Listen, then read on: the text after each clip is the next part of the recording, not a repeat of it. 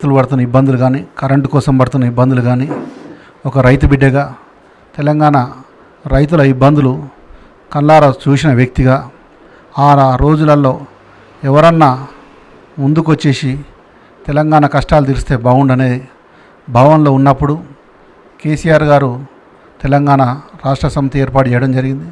తన ఊరికి సేవ చేయాలనే భావన మొదటి నుంచి ఉన్న వ్యక్తిని కాబట్టి ఏదో ఒక టీఆర్ఎస్ పార్టీలో వర్క్ చేయాలి, ఖచ్చితంగా మనకు టీఆర్ఎస్ పార్టీలో వర్క్ చేస్తేనే మనకు ప్రజలకు నిజంగా తెలంగాణ ప్రజలకు సేవ చేసినట్టు ఉంటుందనే భావంతో ఇప్పుడు కన్వీనర్గా ఉన్న తాడూరు సీన్ను అప్రోచ్ అయ్యి, అదేవిధంగా మన సురేందర్ రెడ్డి జనరల్ సెక్రటరీ ఉండే అతనితో అప్రోచ్ అయ్యి మనకు కేసీఆర్ గారితోనే ఆ రోజు జైనింగ్ టైం తీసుకోవడం జరిగింది.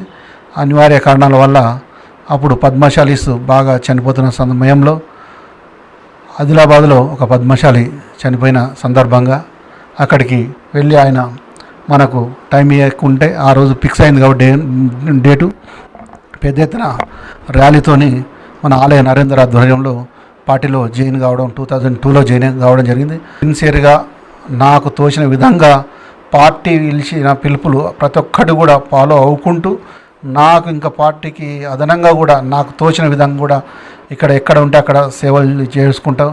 ప్రోగ్రామ్స్ కానీ మన మీటింగ్స్ కానీ ఏదైనా కానీ ఒక పార్టీ కష్టకాలంలో ఉన్న టైంలో కూడా కావాల్సుకొని కూడా ఆ రోజులలో ఏకతాళి చేసిన రోజులలో కూడా అడ్డంగా కూడా ప్రతి ఒక్కరు కూడా జవాబు ఇచ్చుకుంటూ ఒక పెళ్ళిళ్ళల్లో కూడా ఈవెన్ సావులలో కూడా ఎక్కడ నలుగురు కలిస్తే అక్కడ అకేషన్ లేకున్నా ఈ సందర్భం రాకున్నా కావాల్సుకున్న సందర్భం తీసుకొని కూడా మన టీఆర్ఎస్ పార్టీని అవహేళనపరిచిన రోజులుండే. ఆ రోజులలో కూడా మనం ఖచ్చితంగా కూడా ప్రతి బస్తీ తిరిగి కూడా 24 డివిజన్లు ఉండి మున్సిపాలిటీలో 24 వార్డులుండే. ఆ 24 వార్డులలో కూడా యూత్ కమిటీలు ఫిల్గా వేయడం జరిగింది.